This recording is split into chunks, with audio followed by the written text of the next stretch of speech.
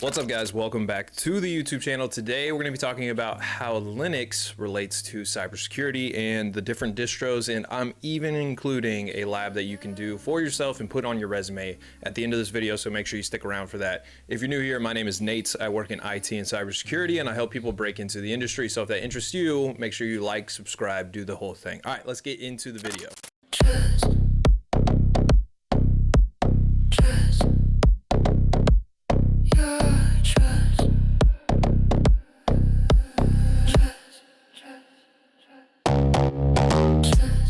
So you might be wondering to yourself, what is Linux? How does it relate to cybersecurity? And Linux is a big deal. Linux runs over 90% of the world's servers. Like, let that sink in. 90% of the world's servers are ran on Linux.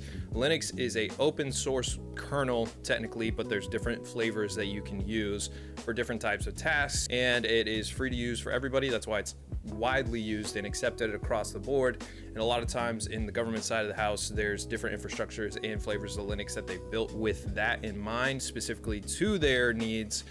So yeah, it's a tool that you need to learn if you want to get into cybersecurity. Really quick, before we hop into everything, we're just going to look at a couple notes that I have written, and then we'll kind of get into the lab portion of this video. So when talking about Linux, we kind of have these different distros.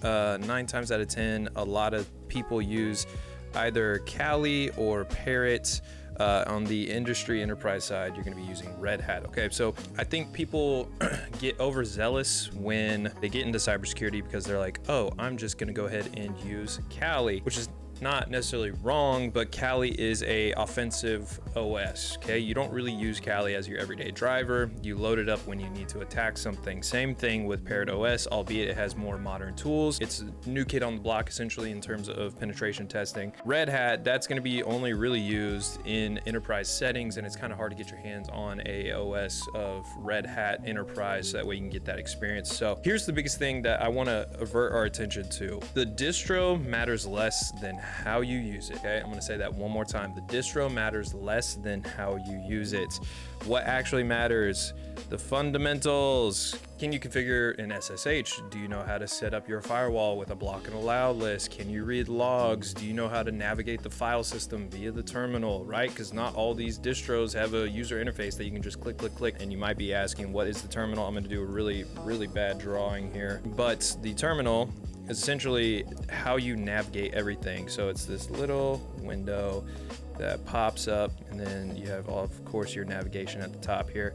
But then from here, that's where you enter in your, TAC, LS commands, your CD, navigation, all that good stuff. That is the terminal, if you are unaware. Hopefully you already know that by now, but if you don't, there you go. So learning the basics of Linux is really the fundamental thing that we're trying to do here, and especially as we're trying to position ourselves to get jobs in the cybersecurity cloud tech space, okay? So I think this lab that we're about to do is gonna help out a lot of people, and I'm just gonna show the prerequisites of what you're going to need before we get into the lab, and then we'll get into it, okay? Okay, so first thing that we're gonna need to download is Parrot OS, okay? You're gonna go down to the security edition, download the ISO, okay? That's step one. Next up is going to be the Ubuntu server 24.04.4 long-term support. I mean, you don't have to get the long-term support, but it's just the most stable version that's out right now. You can find both Parrot and Ubuntu on their respective websites. Literally just Google Parrot OS and then Google Ubuntu server. Boom, Bob's your uncle. Okay, the last thing that you're going to need that will probably differentiate from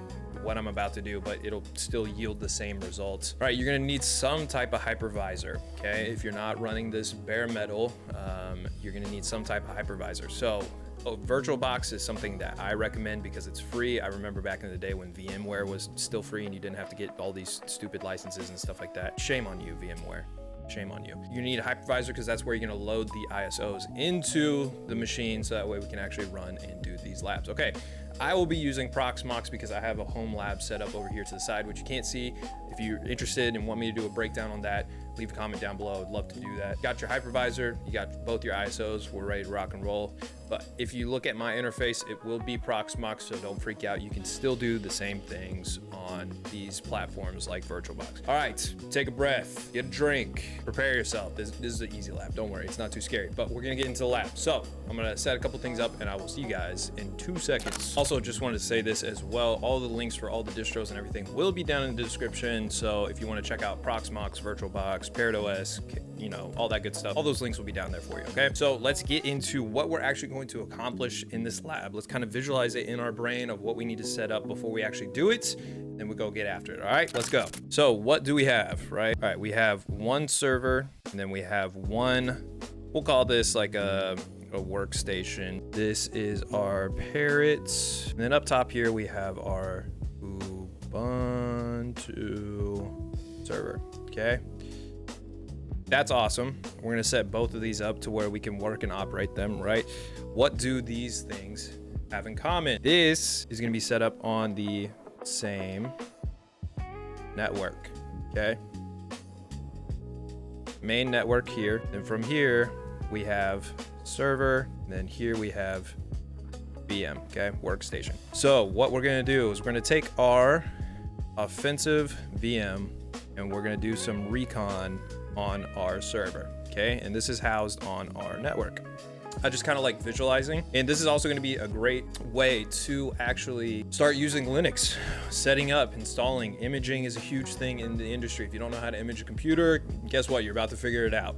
If you don't know how to run a port scan on a device or anything, guess what? You're about to find out. There's a lot of good stuff in here. So really take this step by step, follow what I do, document the process. Let's hop in. Let's actually get cracking on the lab. All right, so first step that we're going to do is going to add our ISOs. This is probably the easiest step. So right here in Proxmox, this will be different. Like I said, if you're using VirtualBox, so just keep that in mind. We go add a ISO. Okay, so I'm gonna upload it here. You would then go and download and open your ISO image. It's about 720 gigs. Make sure you have enough space for that. I already have Ubuntu server ISO loaded, so I can create a VM with this. So if you don't have that, make sure you go ahead and install it. All right, guys, so it's successfully installed. Now we can actually go and create our actual virtual device. And I think that's on my screen where I can't see it. Give me 1 second. Yes, create VM. What we're gonna do is select this, and what we'll say is this is our security workstation. This is where we would load our, oh, we gotta change our to local. Then this list should pop up. So we're gonna hit security, and let's see, graphics card default.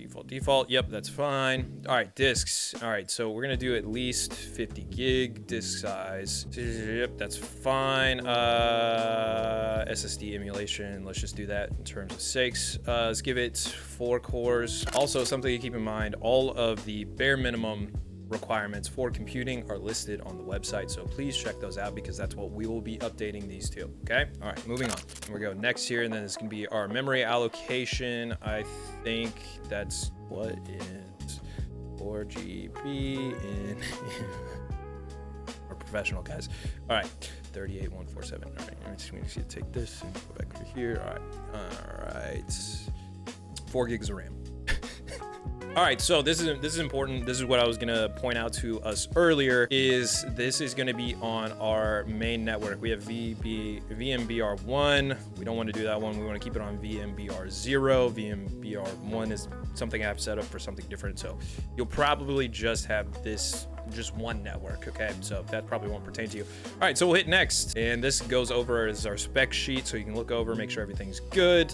Hit finished. And then it'll add our VM right here. All right, so for this one, we're gonna hit try install. Now, this Proxmox server is running bare metal. This will most likely take a second to load, but it shouldn't take too terribly long to install. All right, so I think their default credentials, they're listed on their website. Dude, look at this. They did a fantastic job updating. This is the new version 7 point whatever. Dude, they have done a complete overhaul of the UI since I've last used it. All right, so let's do install Parrot. I think that will be it. Or can you just load at least 4 gigs required? I did give it 4 gigs.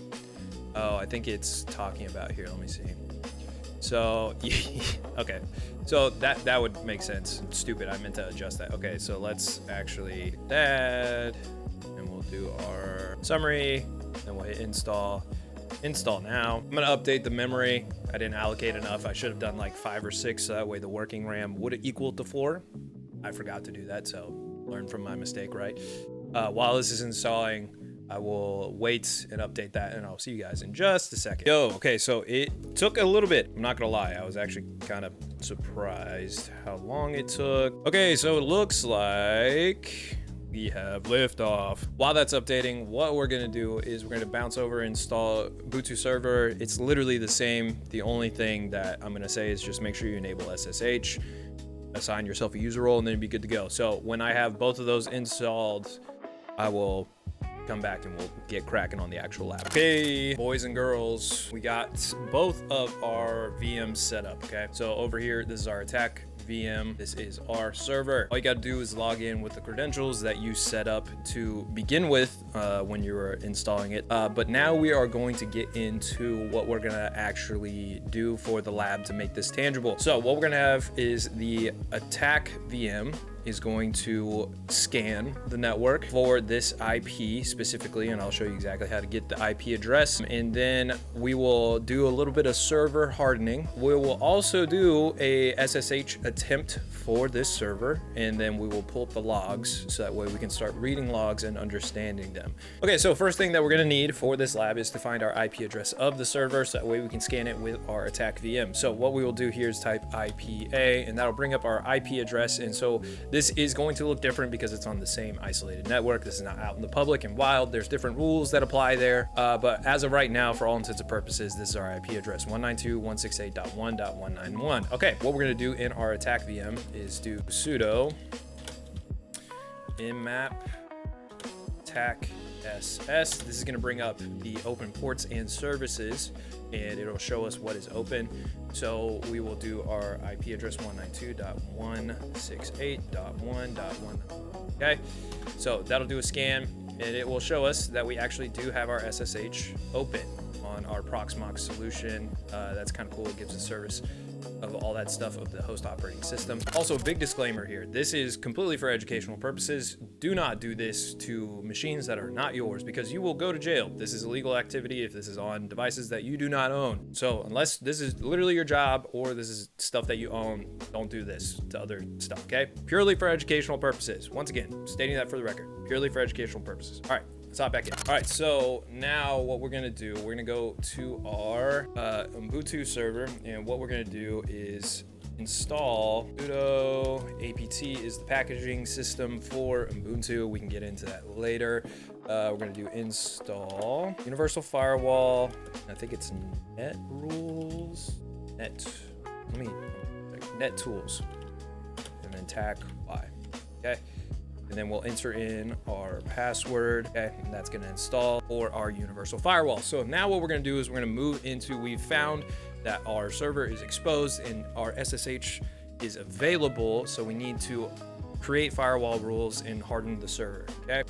So now that we have that up and running, we confirm that our firewall is up. We're gonna move to the next step. So the next step is to actually try to exploit the SSH login that we found open on 22. We've hardened our server. We've denied anything that doesn't have SSH key that's valid. So it should block it. It should give us a failed log, and we can look at that and see what it looks like in real time. Command you're gonna wanna type into your terminal is gonna be sudo tail tacf var log auth.log, okay? Just enter that so it'll start listening so we can listen to it in real time. So what we'll do is SSH tech bit dad at 192.168.1.191. Do password. And when we do this, it should give us a log in real time. Look at this. Authentication failure, log name, host gives us our IP address, failed password for techbitdad from our IP on port 34378 SSH2. So now you've successfully completed your first Linux lab. And we went over offensive scanning, server hardening, server exposure. We kind of dove into the behavioral analysis of what you should do as an attacker and a defense person. Crazy thing about this is it took 2 ISO images and probably like 30 minutes of work in honesty, and most of that bulk is from the installation of the actual virtual machine itself. So hopefully this paints a picture of the labs you can do that can actually be put on your resume to help boost your skills, but also in terms of getting the reps in and practicing all the skills, getting familiar with the command line interface. Hopefully this paints a picture of how easy it is and how resource intensive. You can do this with literally a laptop. You can build out a crazy home lab like I have, and mine's not even the craziest. But all it takes is just discipline and looking at different industry roles, being like, oh, they do this. Let me look into what this process actually is. And then you do a project based off that. And then guess what? That gives you a little more experience in the field that you're trying to get into. So guys, if you enjoyed this video, please make sure you hit like and subscribe. Leave a comment down below what Linux distro you use for your cybersecurity labs. I would love to know. Also comment if you want to see my home lab. Would love to break that down. These are really fun videos to make for me because it really truly is something I wish I had in clear terms for when I was getting into the industry. So take advantage of this. Like always guys, love y'all, and I'll see you in the next one. Peace.